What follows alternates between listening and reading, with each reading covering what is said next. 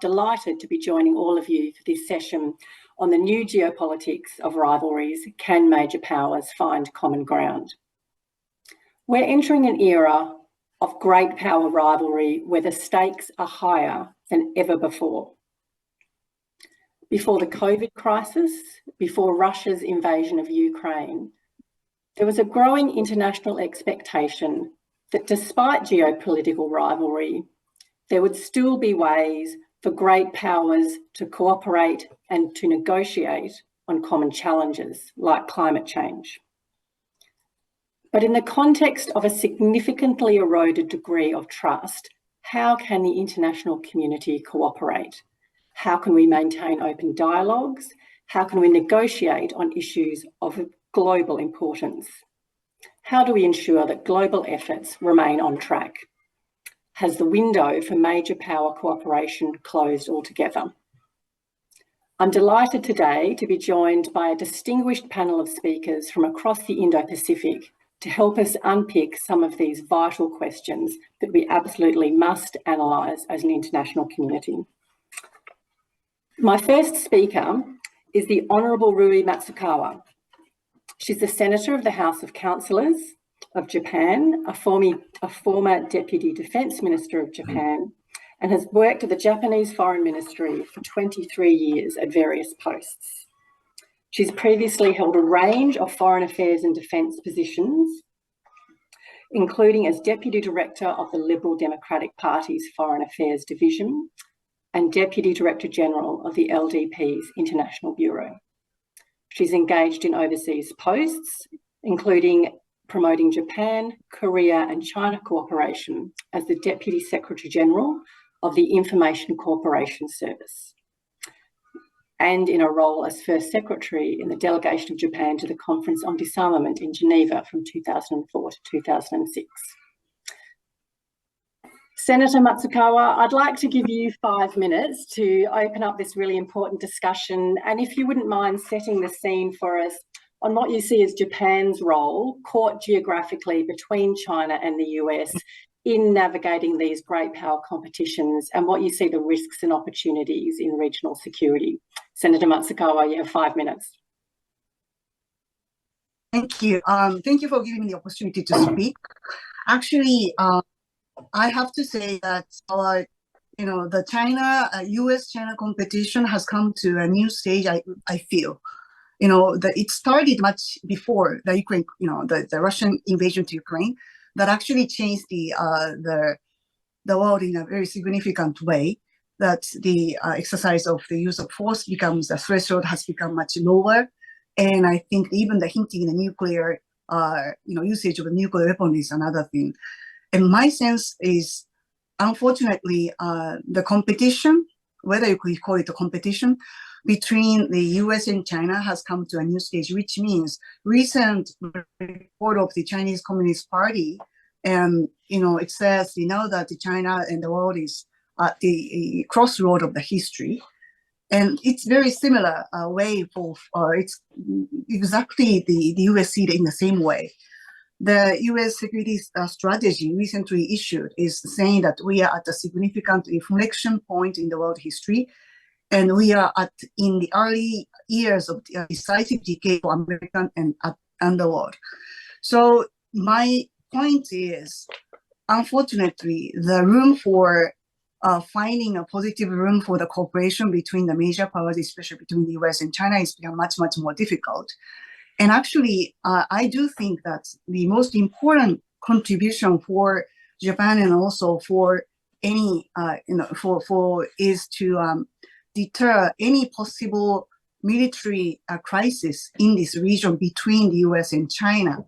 And more likely, point is on crisis. So for Japan, the US is the most important country, is a sole ally. And also China locates very geographically very close to Japan. And Japan does want a stable, constructive relation with China. And Taiwan itself is very important strategically for Japan and also for many other reasons.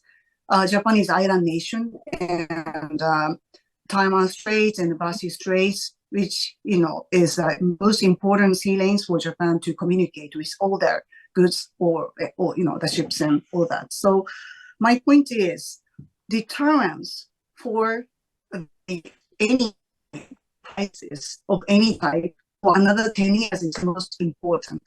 Then how would we do that? I think Japan's biggest contribution is Japan itself will make efforts to strengthen our own military capability.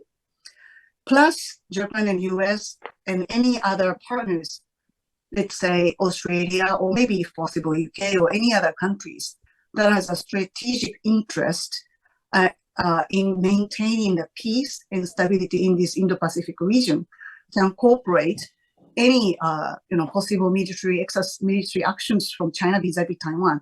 That is most important. And to do so, it's not just about the defense and deterrence. I think it's the other most important thing is to have a direct communication with China.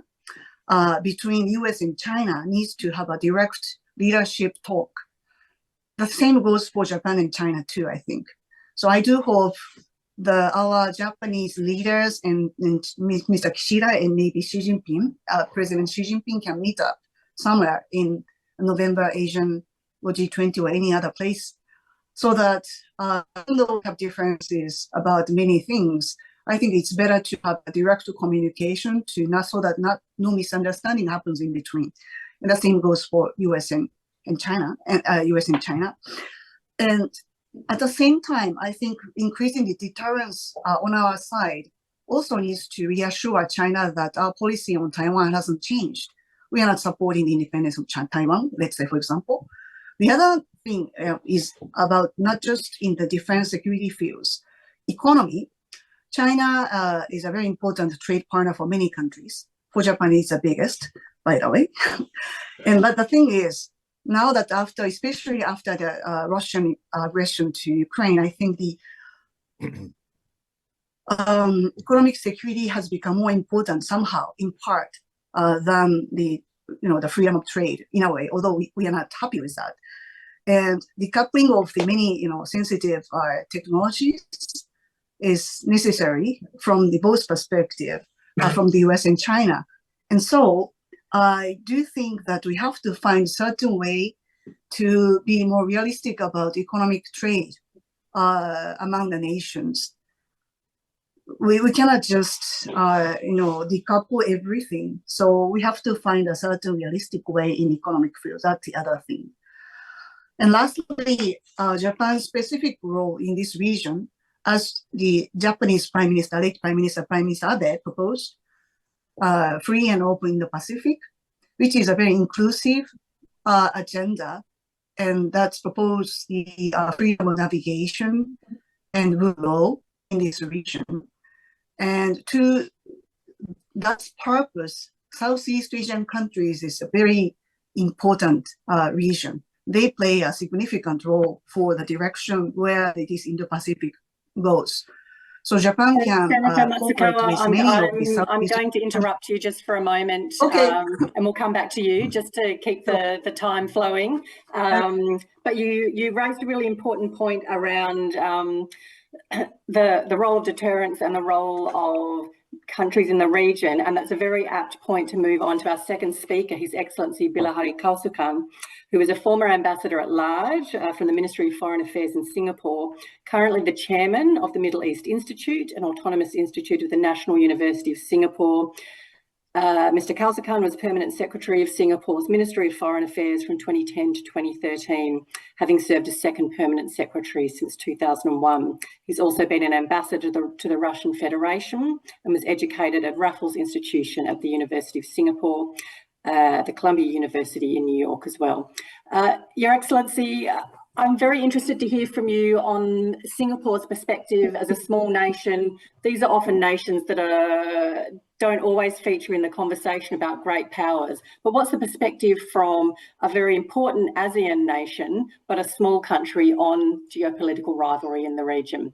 Your Excellency, you've got 5 minutes. Well, small countries cannot afford any illusions about international relations. And from that perspective, I think competition is a natural state of affairs in international relations. It's inherent in the very nature of international relations between sovereign countries. This harsh reality was for a short and historically anomalous period, roughly between 1989, when the Berlin Wall came down and the Cold War ended, and roughly 2008 or thereabouts, when the global financial crisis broke out. It was masked by the overwhelming dominance of America, which seemed to erase major power competition. Well, we are back now to a more historically normal period where competition is the fundamental reality of relations between nations. Now, competition is, of course, not conflict, and competition can be managed so as to prevent conflict. And the fundamental tool of management, and here I agree with Senator Masukawa, is deterrence. In particular, among the top tier of major powers, nuclear deterrence. That's a fundamental reality of international relations. And deterrence has been very successful in preventing major power competition from becoming conflict. Deterrence is the foundation on which all other modes of management of competition rest. Without that, you cannot have managed competition. And when deterrence fails, as in the Ukraine, then you have conflict. Fortunately, I think deterrence, so far at least, has held within the US and China. It may need to be enhanced on both sides, but it has held, and I think it will help continue to hold. The most dangerous issue is, of course, Taiwan. And I will come back to that maybe in the second round of questions. But I think we have to understand that within the framework of deterrence, competitions coexist with cooperation. Discord and collaboration are the two realities of international relations. And collaboration is often one of the tools. It's often catalyzed by competition and one of the tools for pursuing competition. That is what alliance relationships are about. And it's pointless to hope for an ideal world where we do not have alliances, because certain behaviors engender concerns in other countries. Now, I'm going to be very brief, and I'll just make one last point. US-China competition is often referred to as a new Cold War. I think this is fundamentally misrepresents the nature of the competition. The Soviet Union and United States led two different systems, connected only tangentially, and their competition was between their systems. But the US and China are both vital, irreplaceable components of one single global system, connected to each other and the rest of us by a new phenomenon, a historically new phenomenon. And that phenomenon are supply chains of a complexity, of a scope, of a density that we have never before seen in the world economic history. I don't think this one system will bifurcate completely into two separate systems. There has been partial bifurcation. Say the internet is very largely bifurcated. Certain areas of high technology with national security implications will bifurcate. But I really don't think the whole system will bifurcate at any acceptable cost to either the US or China. Last year, US-China, the total volume of US-China trade was something like 657 billion US dollars. That does not suggest to me a decoupling between the two systems. All right. As I said, there may be partial decoupling, but they are competing within a single system. Now, they both may wish to dominate the system. They may use the interdependencies as a tool of competition, but I don't think either is out to destroy the system, because the cost to both of them will be simply too high. Right? And the rest of us, of course, will be higher for the rest of us. So we are competing, we are seeing a competition within a system. It's not likely to end in any clear-cut denouement as the earlier competition between the US and Soviet Union ended. It is a much more complex form of competition, not a binary competition. Right? And as the rest of us, small countries in particular, try to navigate the system, and navigation is entirely possible. As I said, competition between major powers is the natural condition of international relations. We have navigated it before successfully, and there's no reason to my mind why we can't, provided we don't panic and do not lose our sense of agency. And even the smallest country has agency. Now, I think in this new type of competition within a single system, all of us face two fundamental realities. Small countries, or not so small countries even. Firstly, Your we have to Excellency, deal... allow me to interrupt you just for a moment, Sure. and we'll come back to that because there's some really rich detail in what you're talking about. All right, I'll stop here and we'll come back to it. I'll move on to Dr. Green and we'll come back to your perspective in the second round. I'm delighted now to move to Dr. Michael Green, who's the Chief Executive Officer of the United States Studies Centre at the University of Sydney. He was previously Senior Vice President for Asia, Japan Chair and Henry A. Kissinger Chair at the Centre for Strategic and International Studies and Director of Asian Studies and Chair in Modern and Contemporary Japanese Politics and Foreign Policy at Edmund A. Walsh School of Foreign Service at Georgetown University. In his long distinguished career, he's also served on the staff of the National Security Council from 2001 through 2005 as Director for Asian Affairs with responsibility for Japan, Korea, Australia and New Zealand, and then later as Special Assistant to the President for National Security Affairs and Senior Director for Asia with responsibility for East Asia and South Asia. Dr. Green, I want to throw you a really open-ended question, which is around what are US goals for the region and for the Indo-Pacific? And then there's a second part of that around supply chains, which we might save for the second round of questions. But a very open-ended question to you, 5 minutes. Well, the person who best described what the United States wants in Asia was former Prime Minister Abe of Japan, when he said that Japan sought a free and open Indo-Pacific. And that idea was quickly embraced by Donald Trump and then embraced by Joe Biden, because it's a very American idea, a very historic idea of what the American people have wanted over at least through the 20th, 21st centuries, if not longer, which is a region where we can make money, where we can exchange and engage, and where there are no hegemonic powers trying to drive us out or threaten us or our friends and adversaries. And that's a pretty strong point of continuity. What's new is that the Trump and now Biden administrations have embraced this idea that we are entering strategic competition. Even people like Hank Paulson, the former Treasury Secretary who spent his whole career building good U.S.-China ties, says we are in this era of strategic competition. And so how did this happen when, every U.S. president from Richard Nixon through Barack Obama, including George W. Bush, who I worked for, was trying to expand cooperation, trust, and economic integration with China. And I think a certain amount of his history, as Bilahari said, that geopolitical rivalry is the norm. In some ways, the post-Cold War interregnum was not. I think in a more acute and particular way, what affected American thinking was a series of moves by Beijing over the last 6 or 7 years.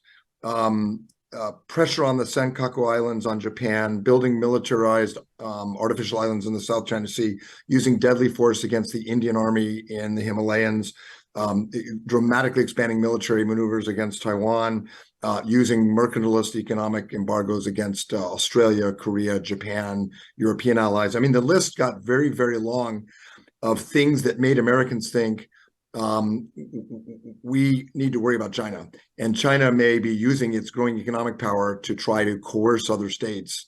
This didn't come quickly for the United States, by the way. Just 8-9 years ago, opinion was very divided.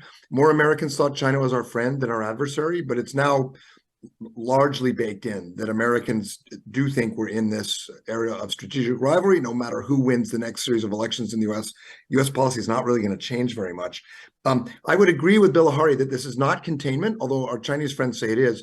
The U.S. never traded 1% of our trade with Russia, with the Soviet Union during the Cold War. But with China, it's 15%.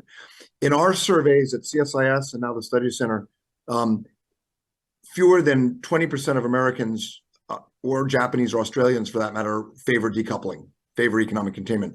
But interestingly, in all three countries, 2/3 favor reducing technological transfers to China because they're worried. And that's what we're talking about, that kind of thing. And, will we completely break into two blocks? I don't think so.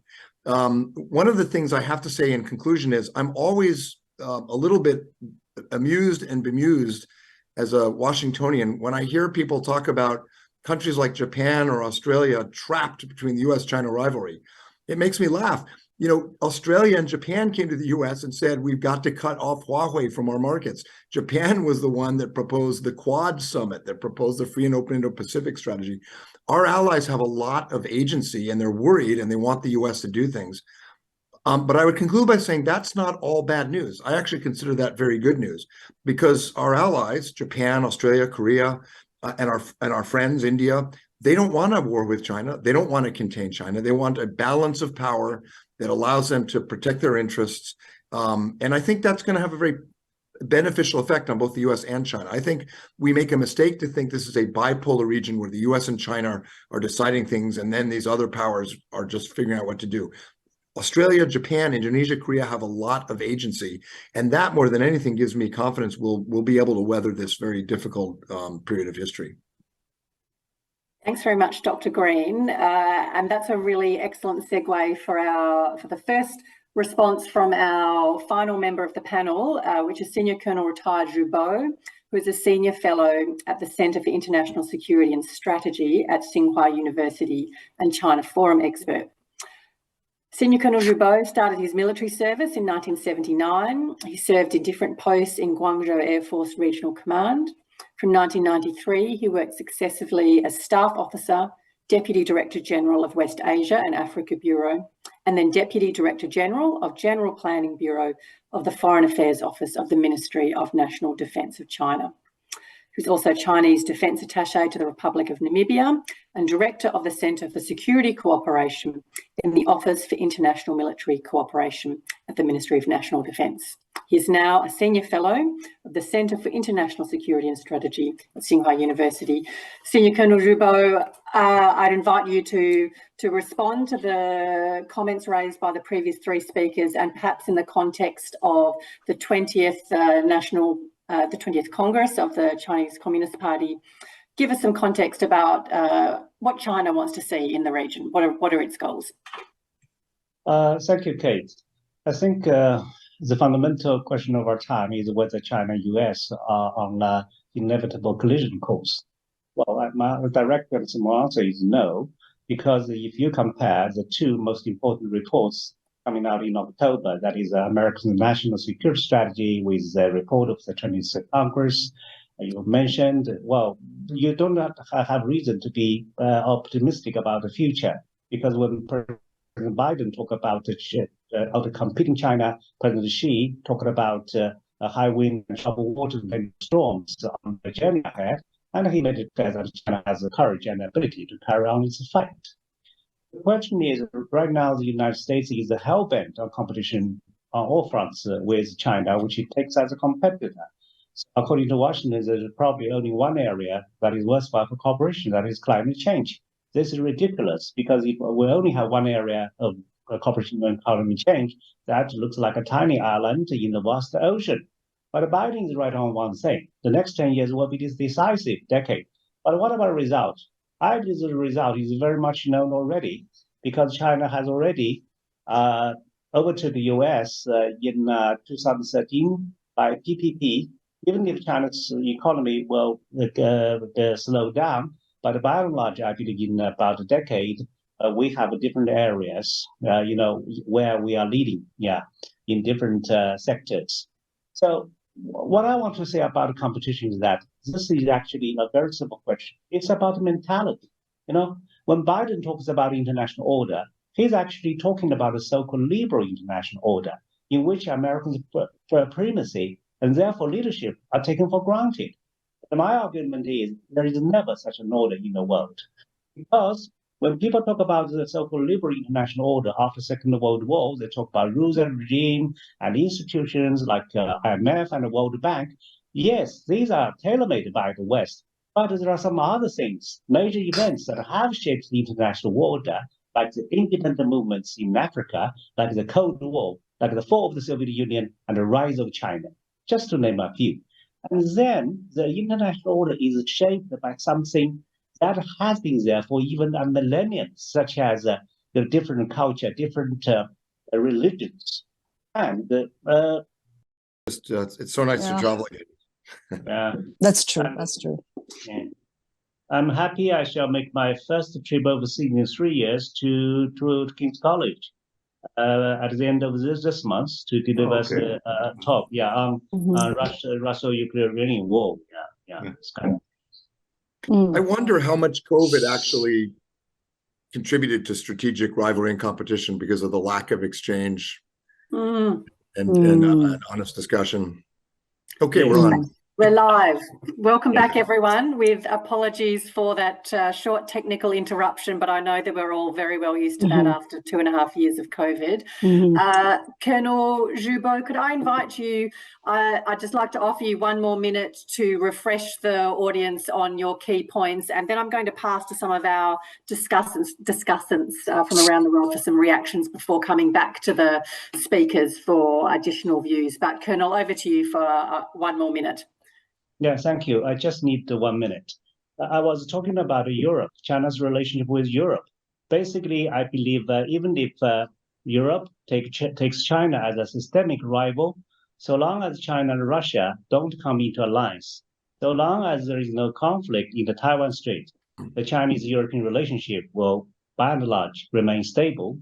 The conflict in Ukraine will expedite shift of central gravity toward Asia-Pacific. As a result, Europe will simply look increasingly more to the east. Finally, I think we have already learned a good lesson from the Cold War. That is, even enemies could cooperate sometimes to survive. For example, in the joint efforts against the smallpox and in the joint efforts in outer space. And China and the United States are not enemies yet. And for competitors not to become enemies, they need nothing more than common sense. That is, however different we are, we must coexist. This is not something sophisticated. If you look at a garden, you know almost instantly that it is a diversity that makes the garden beautiful. So there is no such thing like autocracy or versus democracy. I don't think so. I don't buy that. Thank you.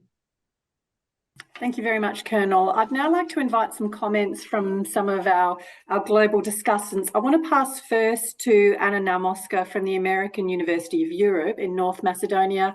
Anna, can I give you 3 minutes to react to some of the comments that you've heard from the panelists? We've heard a really interesting range of views. There's no democracy, there's no autocracy. We need deterrence. Small nations can make a difference. Could you give me your perspective from North Macedonia on some of those issues that have been raised in 3 minutes? Of course. Thank you, Dr. Kate. As you mentioned, I come from North Macedonia, and right now I would like to offer a perspective from a small country that is not a big player on the geopolitical table. And this goes out to all of the other countries that have been affected by the geopolitical rivalries and by the geopolitical happenings in the past months.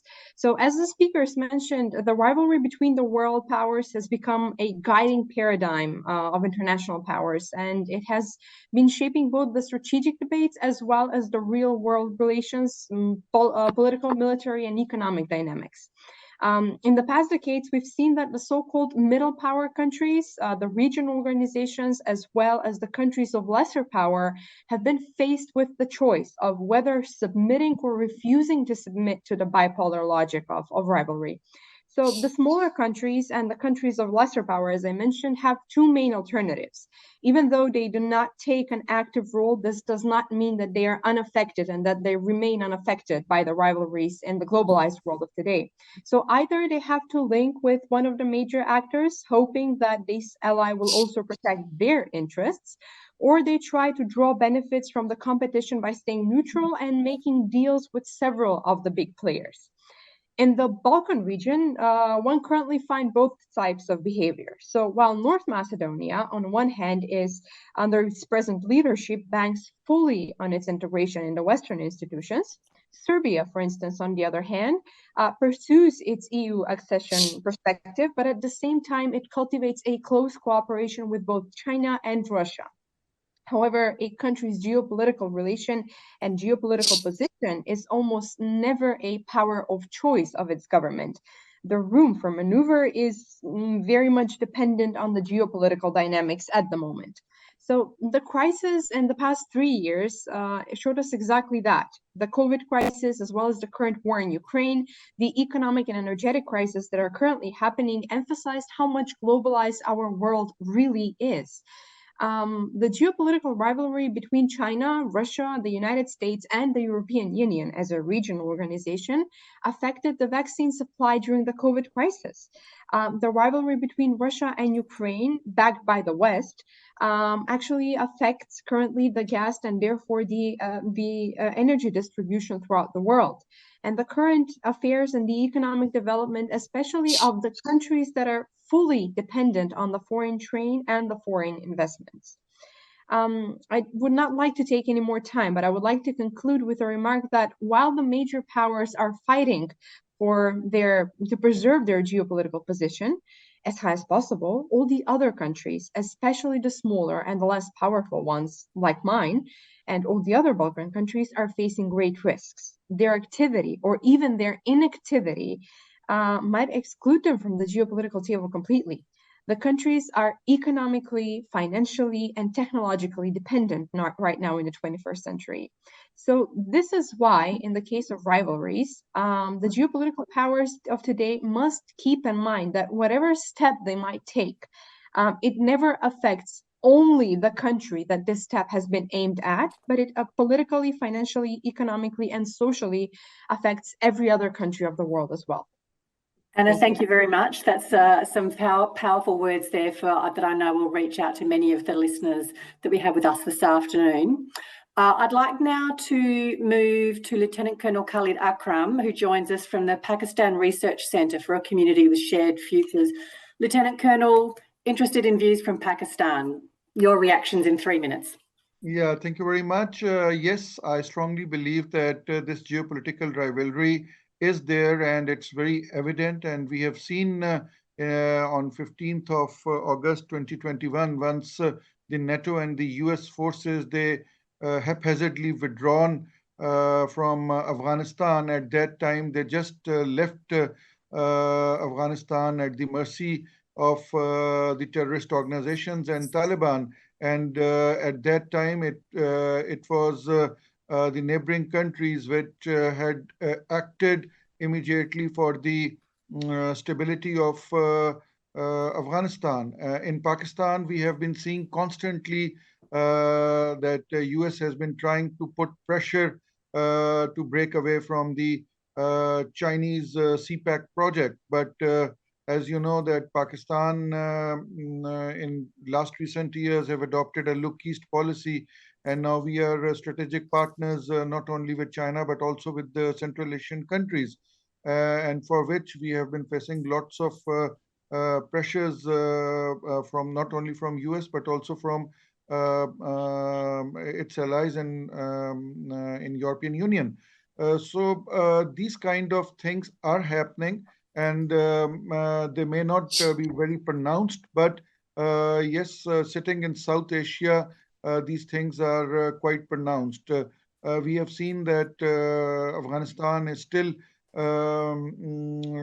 not being recognized as a government, and the neighboring countries are facing lots of problems because Afghanistan is not recognized by the West. What should we do? Where should we go? At the same time, Pakistan is near completion of CPAC, the China-Pakistan Economic Corridor. But at the same time, we see unstable Balochistan. The strings, they go back to few Western countries. We see unstable Pakistan in many ways, in terms of terrorism, in terms of fragile political situation in our country. So I would say this thing, that this geopolitical rivalries are there, and they need to find a common ground. China and US should be sitting together and talking their things out. And similarly, in case of Russia also, we have seen the Shanghai Cooperation Organization standing by Russia in the Samarkand summit. So clear policy needs to be devised, and also United Nations, which is becoming a dead horse, should start playing its role in resolving the regional issues also. and it should not be left to the regional countries to sort out the issues. Thank you very much. Lieutenant Colonel, you're an impeccable timer. You've finished it exactly on the 3 minutes, so let me thank you very much. Can I ask now Dr. Harish Mehta from Rising Asia Journal in India for reactions? India, arguably an emerging superpower. How does India see this competition? 3 minutes. Right. Thank you very much, Professor Kate Roshani.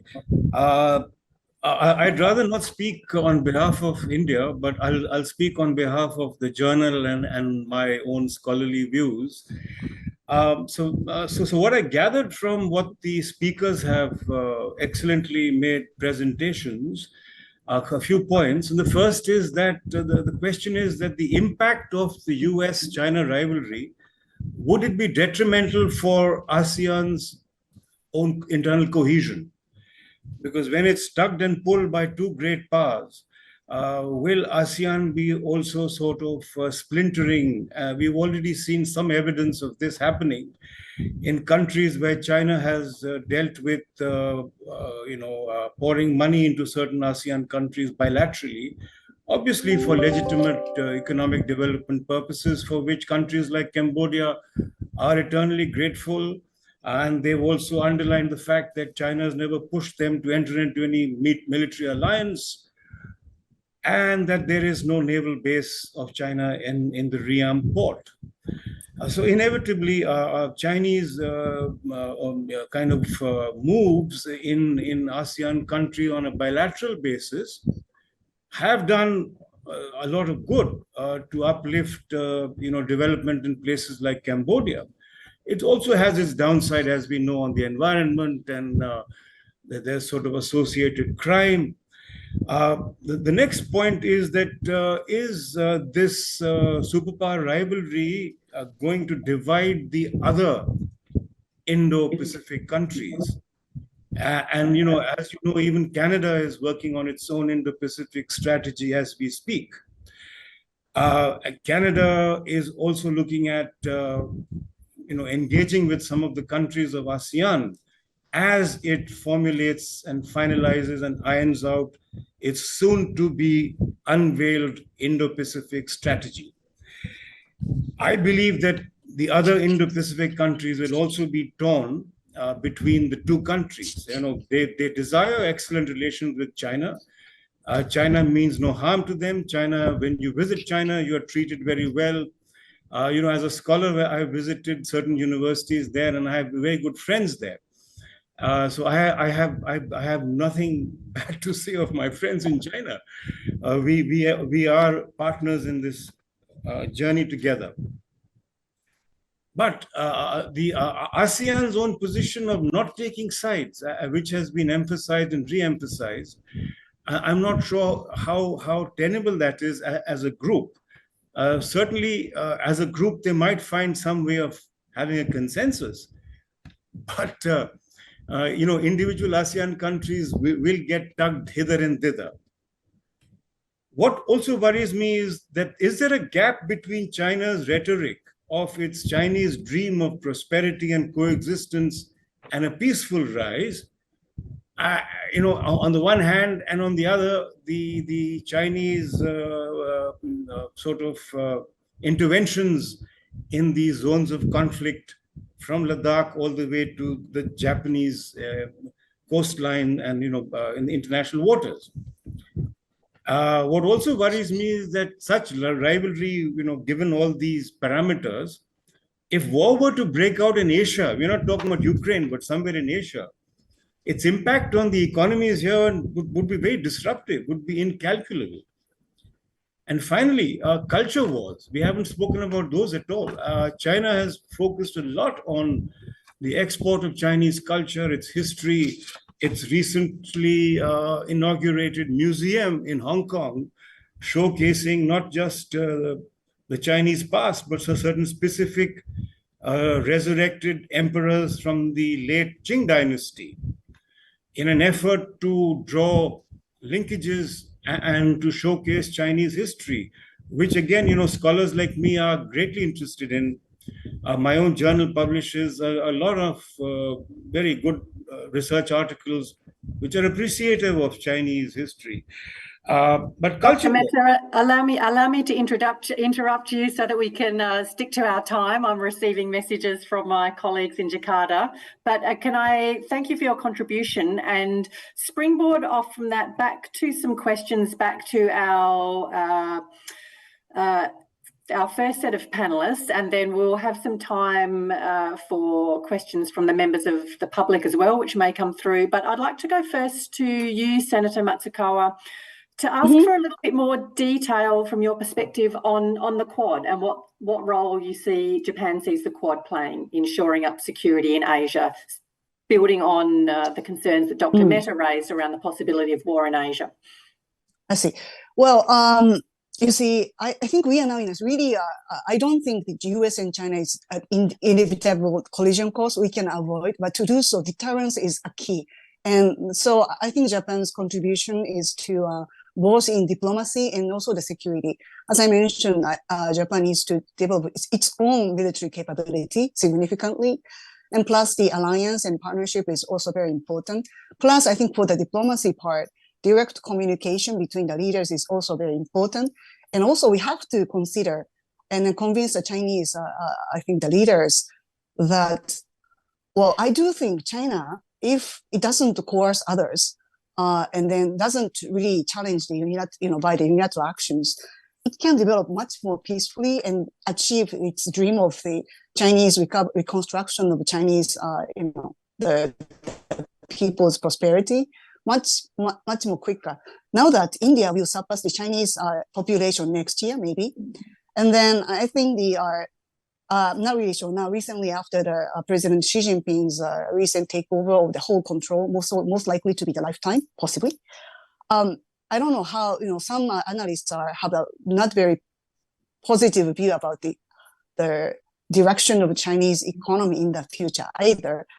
And then for Japan or any other countries in the region wants a stability and peace. We don't want to see any conflicts between US or China or any countries among. So deterrence plus the diplomacy in many ways is very important, critical. And then maybe in 2040s, if you think about in a much longer range of the view, then Indonesia can maybe surpass Japanese GDP too. So we are in a really dynamic Indo-Pacific. And I think the countries have lots of room for working together, although there are lots of challenges. It's a reality, and we have to be realistic. But I think we have to exercise in many ways wisdom in maneuvering the possible management of the things, including from the economy to technology to the security issues. We have lots to do. So. Senator, thank you very much. I'm getting some questions coming in from the public, but I would like to give each of our panellists the opportunity to make a couple of additional comments. So if I could pass to you, Ambassador Kausikan, I'd like you to respond to the comments from Dr. Mehta around the challenges for ASEAN of not taking sides. Many countries in the region, of course, are very strongly non-aligned. Interested in your responses to that, the limitations of non-alignment. I think there is a great deal of misunderstanding and, in fact, maybe misinformation over this idea about not taking sides. Not taking sides means not trying to lay low, find the nearest table, duck underneath it, and hope not to be noticed. That's one sure way of getting into trouble. Not taking sides means that actually we have taken our own side, right? Sometimes our own interests, we define our interests for ourselves. Sometimes our interests will take us in one direction, sometimes in another direction. Sometimes we may seem to be aligned with the United States on some issues, sometimes with China, sometimes with Japan, India, you name it, but it's always our own interests. And here I think I have to disagree quite strongly with Dr. Anna Naumovska said about small countries and agencies. Small countries always have agency. And the more difficult and the more complicated the competition, the more agency you have in principle. Now, look, if there's only one major power, you have no agency. If there are only two major powers, you have slightly more, but not very much. But our region is a naturally multipolar region. Even US allies like Japan do not define their interests exactly identically to the US, not in every aspect. And it's the same of Australia and so on, right? So in principle, you always have agency. Now, whether you have the brains to recognize it and the courage and ability to use it, those are two different matters, but you have it.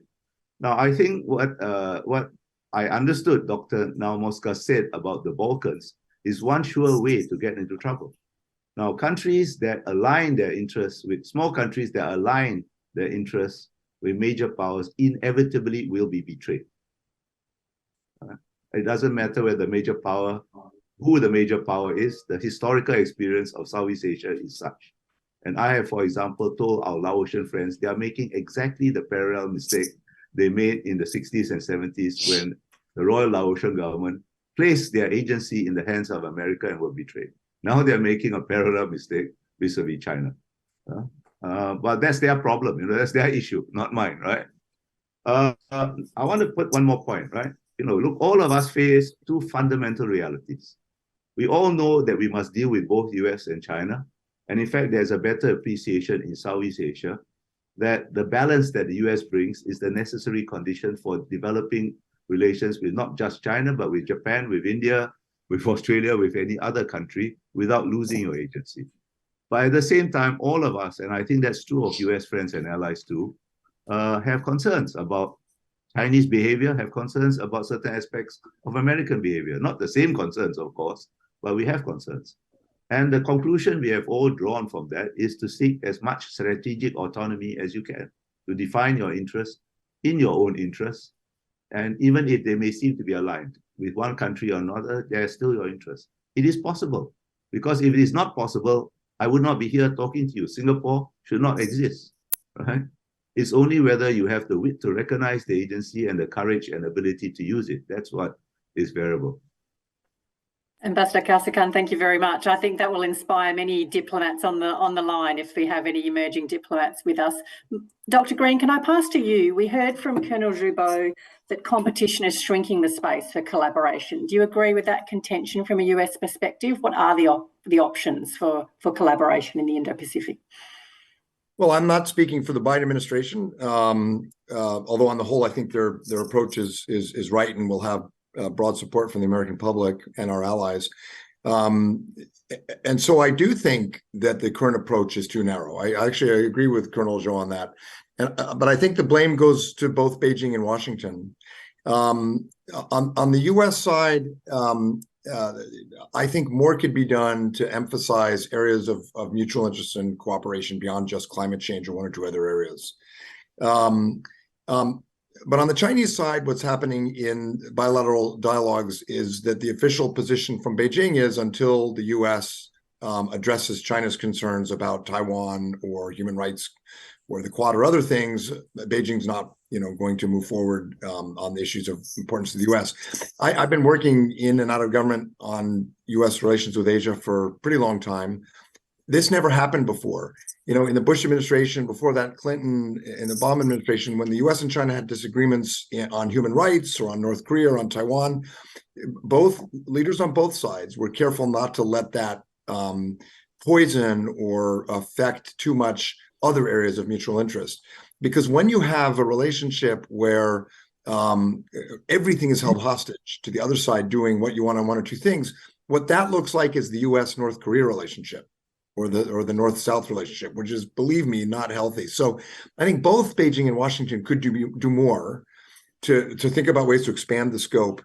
And in particular, I think we're losing sight of one of the most important things when we talk about the future, which is cultural and especially educational exchange.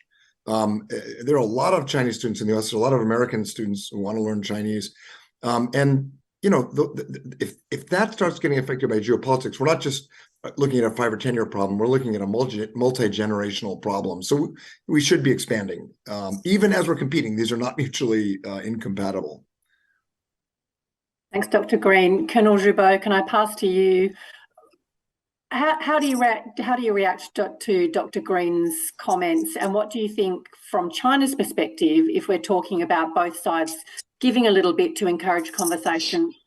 On what points can China give way? What is negotiable? What are the areas for collaboration? Well, I think Michael is quite candid to point out that there is also something that need to improve on the American side. So in the same honest fashion, I would say that when people talk about China being a superpower, we actually want to smile because we think it's really a flattery. Most Chinese people really believe China is still a developing country. So China actually is a major power, but a major power that is not so mature because it has never, rise so quickly to the extent that it would behave in a mature manner. And besides, China also suffers from a kind of victim mentality, which I myself criticize. Yeah, because we suffer that in 18th century. So by the time when the People's Republic of China is founded, it's already 100. So if you talk about 100 years humiliation, that is already over. So China should actually contribute more to the rest of the world. But then I think on this China-US relationship, really, China hopes that we could have more areas of cooperation because there is a problem in logic. If the United States only believe we can cooperate in climate change, then I would ask, why should we cooperate on climate change? Because we cooperate to compete. Because if we can survive, so we can continue to compete, or is it because we have to survive so we can cooperate to make our life easier? So that should be the logic. Then on the Taiwan issue, definitely it is a big issue, but I don't believe that we want to to take it back by force. That kind of mentality is not there because it's we only use it as a last resort. So what is the use of Taiwan that is battered and shattered for us? There's no point for us to do that. But then look at how the United States is doing. More and more people are talking about it. More and more people are planning to visit, and even Nancy Pelosi visited. Definitely, President Biden could give him a call to stop that. He talked about it. He just hinted that Pentagon is not happy with it. Then why don't you just pick up the phone to call her? And Nancy Pelosi said that. Nancy Pelosi said, if the president told me I could, I might, but you need to make a public announcement. Because that is a vital issue for us. So do not poke in China's eyes on such vital issues. Why should you do that? So that's it. Colonel, thank you very much. I'd like now to open up for questions, and I've got a couple of questions in. The first question I'm going to put to Senator Matsukawa and Ambassador Kausikam. It comes from Dr. Pervez Ali Mahesha in Pakistan, who asks a very direct question, which builds on what we've just been talking about. There is a possibility that the great powers could work on common ground, but are they ready or willing to do it? What's Japan's perspective on that? What is a small state like Singapore, Singapore's view on that? Senator Matsukawa, to you first for 2 minutes. Thank you. The conversation between Mike and John Bo-san is exactly showing the needs for the direct communication between the two major powers, U.S. and China. I don't think the President Biden could have stopped the Nancy Pelosi once it is released. But anyway, I do think that agree to disagree minds is very important for the countries. I don't think the autocracies or the versus democracy, I don't believe it. Some autocracies is has a better governance than some bad democracies. And so we are talking about the more, I think, realistic things in this region. Not to have the crisis is most important, and I think it's possible as long as the countries has a direct talk of the top leadership or maybe the foreign ministership or all the people to people. In many ways, that's one thing. And then so it's really we have come into a very important 10 years. I do think Doctor, you just mentioned the humiliation history or like a victimized mentality. I don't think the present Chinese young people has that mind. In 10 years, China will have a very different, I think, perspective over the world. Although I don't think that the system or the regime of the Communist Party will change, and I don't want China to lose this opportunity. I mean, I'm really a bit concerned after the President Xi Jinping takes over whole power. Well, sometimes autocracy is very effective, but it's also proven in the history that if you just take in a dictatorship for too long time, you won't get the right information from the the bottom, and then sometimes a misjudgment can happen. Well, in many ways, I do think it's possible, responding to our Pakistan friends' question. We have to make efforts in diplomacy and both deterrence. I think that's the things all the countries needs to work on. Thank you, Senator. Ambassador Kausikan, reactions from you. Are the major powers willing to look for common ground? Well, I think they have at least one common interest, and that is to prevent a war or to avoid a war. Now, that's setting the bar rather low, I mean, but that is what is still in play right now. Now, I don't think the atmosphere is right to move forward, but I agree with Senator Masukawa.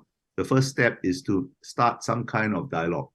I think I've never known a period of US-China relations then there was so little contact between the two sides. And that's not very healthy. That's how miscalculations happen. I hope that President Xi and President Biden will meet at Bali during the G20. I am not naive. I don't think one meeting is going to solve everything, but it can at least start a process of engaging in dialogue. Dialogue doesn't mean agreement, by the way, but it means at least better understanding of where the points of a disagreement are, where are the parameters of disagreement, rather than each guessing where the other is coming from.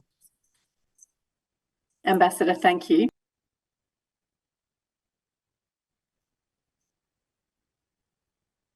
So, apologies, colleagues, I was muted. I'd like to put a question now to Dr. Green and Colonel Jubo from Agung Putu in Indonesia, who was interested, Dr. Green, in the survey that the USSC, the United States Studies Centre, conducted on the US barring technology transfer to China, that there was a widespread support for that from respondents. The question from Agung is, noting that China would be willing and interested to access technology from other partners like Iran or Indonesia, if they do this, would this help diffuse geopolitical tensions? And the same question, interested in your views, Colonel Jubo, but to you, Mike, first for a couple of minutes to react to that question. Well, I do think we're entering a new chapter in this period of strategic competition. And that is what business leaders call de-risking. You hear that a lot from CEOs in the US, Japan, Europe, Australia, de-risking from their exposure in China. And I think you will inevitably see some shifting of supply chains, not complete, but some shifting of supply chains, especially for very high-tech things like semiconductors, semiconductor fabrication, away from China. One reason is the recent US export control rules, which limit for the US and therefore anyone who works with US companies, the most high-end semiconductors. But another very big reason is that companies are looking at the COVID lockdown in China, the 20th Party Congress, and other things, and really worried that it's going to be increasingly hard. Already it's hard to operate in China without losing their own technology. So that's going to happen. And it will have effects. I don't think Iran is going to replace Japan or Korea or the US or Holland for semiconductors. I think Iran would be a pretty poor choice. And I don't think that China's economic relationship with the global South is going to be terribly affected by this. It's mostly OECD, advanced industrial economies and China are going to decouple. It's going to happen. Trade will still be high because we, Australia exports things, US exports things, we import things. Trade will still be high. The question is, can we avoid the kind of decoupling that caused the US and Japan to go to war, in 1930, when the global depression, the collapse of the pound sterling, US protectionist legislation, not completely, but cut in half US-Japan trade. And historians agree, was one of the main things that propelled the US and Japan into conflict. So there will be decoupling. It's inevitable. There are economic and market reasons for it. There are national security reasons for it. There are ideational reasons. There's concerns about Huawei, for example, in open societies. And the thing we have to avoid is, what happened between the US and Japan in the 1930s. And here the US bears some responsibility. We have IPEF and economic agreements. That's not enough. We need to get back to the kind of broad, inclusive economic agreements like TPP, if we really want to avoid the kind of scenario we had in the 30s. We're not at that point, but eventually I think the US is going to have to get back to that. And Japan and Australia are pushing us hard, and I'm glad for that. Thanks, Dr. Green. Colonel Joubert, reactions? Thank you. Well, I definitely believe the United States is trying to have a sanction on China on high technology. Then what about the result? Oh, I really don't know, because China has to respond by more self-reliance. And history suggests that if we are facing with sanctions, we'll actually work harder in those areas. But I have some optimism about the result, in that the world, like it or not, is becoming smaller. So globalization is only interrupted, but it would not be disrupted totally. So China would still have a lot of connections with, for example, Europe. China is continuing sending 100,000 students overseas, and these people definitely will just, bridge the gap. The only question is to what extent. So talking about the future, I believe China has something exceptional, in that China has a huge investment overseas. So yesterday, somebody told me China actually has $9 trillion overseas, as overseas assets. So because of this connectivity, China definitely wants to make itself still open to the rest of the world. Yeah. So in that regard, China would not be disconnected with the world. So long as connectivity is there, I'm not totally pessimistic about our relationship. Colonel, thank you very much. We've got another good security question, and again from Agung Putu in Indonesia, around the AUKUS Defence Pact, which of course split views within the Association of Southeast Asian Nations. So Agung asks, in Indonesia's role as the president of ASEAN next year, what role could they play in restoring ASEAN centrality and negotiating some of the differences that those countries have on the Australia, US, UK Security Pact, otherwise known as AUKUS? I'm interested, Ambassador Kausakan, in your views from Singapore, but also the whole panel. So let me go to you, Ambassador, first, and then Mike, Colonel Joubert, and then Senator Matsukawa. But let me pass to you first, Ambassador. Well, I think ASEAN has not done well in the last few years. You're not going to be central just by saying, I'm central, I'm central, I'm central. Neither are you going to be central if you are so foolish as to believe people saying that you are central, right? You become central by being useful. You become central by being useful to your members and to being useful to your external partners. And I think that is where we have fallen short. I think we need to have a strategic discussion within ASEAN, which we have not had for a very long time. We pretended to have one, but we haven't really had one. And on what are the parameters of what we are prepared to do with the US and its friends and allies, and what we are not prepared to do. And we need to have a similar this conversation about what we are prepared to do with China and its friends, and what we are not prepared to do with China. We have to define the parameters of where we will act and where we cannot act or are not willing to act. We haven't done that. We've just sat around twiddling our thumbs and repeating over and over again, we are central, we are central, and we're central. And unfortunately, we are beginning to believe our own propaganda. That way lies disaster. Ambassador, thank you. Mike, can I pass to you perspectives from the US on the challenges around the narrative of AUKUS in ASEAN, but also the Indo-Pacific more broadly?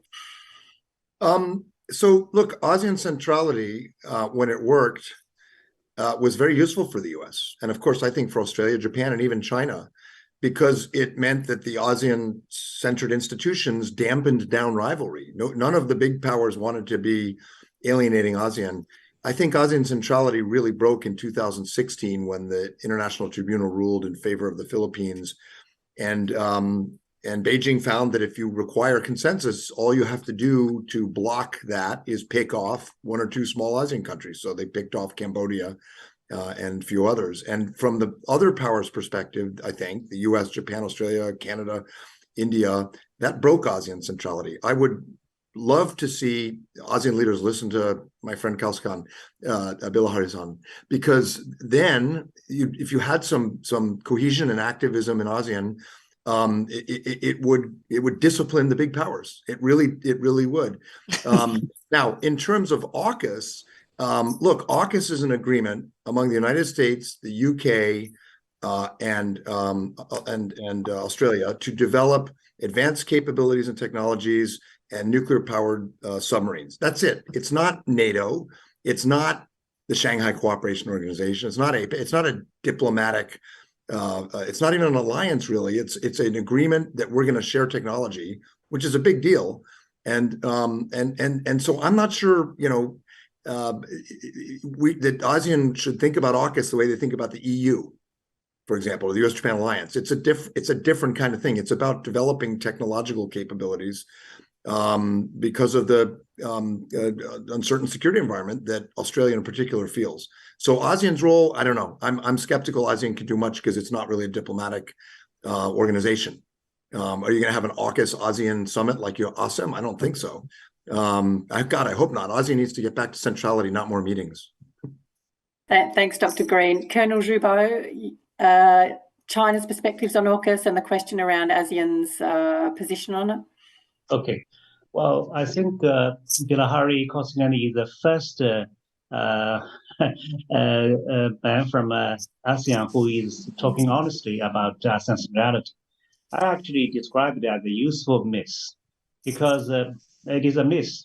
And second, it is useful. Why?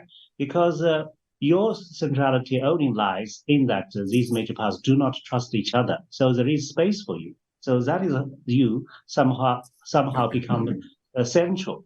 But if major powers intensify the competition, then this kind of central role will just be gone.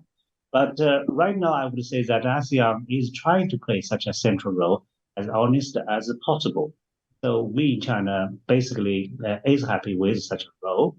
We also say you are central. United States say you are central. So everybody is trying to keep a praise on a myth, a useful myth.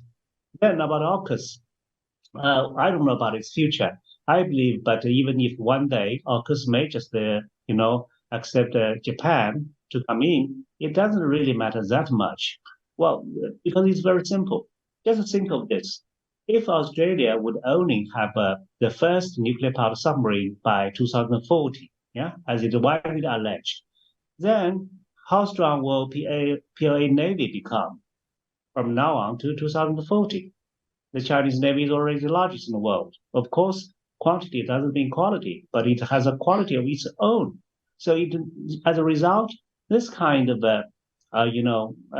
saying of Australia having 8 nuclear-powered submarines definitely will sophisticate strategic thinking in Beijing, but it would not be a game changer. I personally, as I said before, I do not believe either Australia or Japan would just follow willy-nilly every step of the United States against the largest trading partners. We still have a long time to go, and our relationship, I believe, will improve even in short term, because it's already bad enough. Colonel, thank you for those comments. Senator Matsukawa, your reactions? Yes, ASEAN centrality is really important. And actually, I don't think, although it has changed a lot in a way, that the ASEAN centrality could be, you maybe said it's been a little bit back off or partly lost. But still, I think ASEAN should be confident.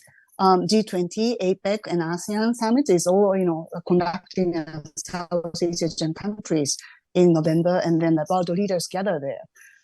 And then, so ASEAN centrality as the actually it's a useful myth, but it's not a myth. And then if there is any delusion over that part, the centrality is because of the huge change of the Chinese, China-US power balance, or China simply becomes too big economy, and also the technological advancement and military capability and all that. And it also relates to AUKUS. AUKUS is also a reaction to Chinese development, whether it's more coercive unilateral actions against Southeast to see, the islands occupation, or like Senkaku Islands, the invasion of our territorial waters. And then AUKUS is rather a reaction to the developments over in security fields in this region, especially by China. Then because of that, I do think the ASEAN countries do not need to worry about AUKUS. It's just a balancing act in terms of from the perspective of deterrence. Any military conflicts shouldn't happen in this region. So to deter such things happens, then the AUKUS is one reaction to that. And lastly, I do think that ASEAN countries centrality is important, continue to be an important, I think, theme for all the major powers, US or China or Japan too. But in reality, it is we have to face a reality also. Let's say all the ASEAN countries not the same. If you see the perspective of the relation with the major powers like Indonesia or Philippines or Vietnam, they are pretty confident, and then maybe not necessarily only have to listen to China. Well, the other parts, maybe Thailand, Malaysia, Myanmar, they can be swinging from here and there. And then Laos, Cambodia, and Brunei, they are too small to, and then also too close to China, and then they are relying on China much more than the other, powers. And Singapore is the exception, I think, exceptional power in ASEAN. So these unique countries are composing ASEAN, and then, but we are wrapping in one beautiful, words of ASEAN centrality. Still, I think is valid, and I don't want the ASEAN countries lose confidence. Thank you. Thank you, colleagues. We have exactly 4 minutes left of our session before the technology will cut us off automatically. So before we close, I'd just like to invite our 4 distinguished speakers to perhaps share one final point that they think is of particular significance or importance for our audience, who stretches from Washington to Ghana to Cambodia to here in Perth in Western Australia. Ambassador Kausakan, can I start with you? A final point from you in 30 seconds.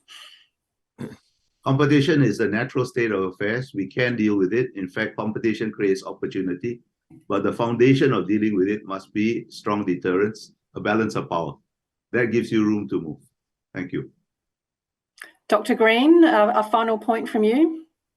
Well, I think you've heard throughout this panel, which was very good, Kate, and thank you for leading us, a lot of focus on the agency of middle and smaller powers in this whole process.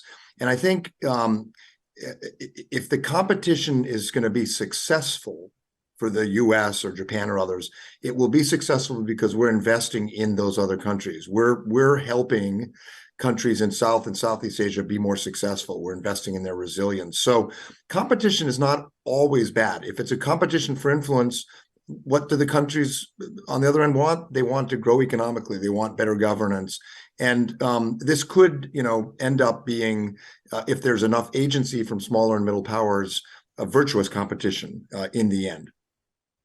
Indeed. Thank you, Mike. Colonel Jubo, a final 30 seconds from you. Yes, I think the China-US relationship is a kind of cooperation plus competition. Right now, the United States talks more about competition. Well, my best hope is still a cooperation, even for the benefit of the world, can still prevail over competition. But if I'm proven to be wishful in thinking, then let the competition does not slide into confrontation. That's a very useful point. Thank you, Colonel Bo. And Senator Matsukawa, you have the final word from the panel. Can I give you your final 30 seconds? Yeah, I do think that we have to be realistic. US-China rivalries is come to a much, I think it's not a very great situation. We have to be careful. Not any conflict happens in this region, and then deterrence and diplomacy is a key.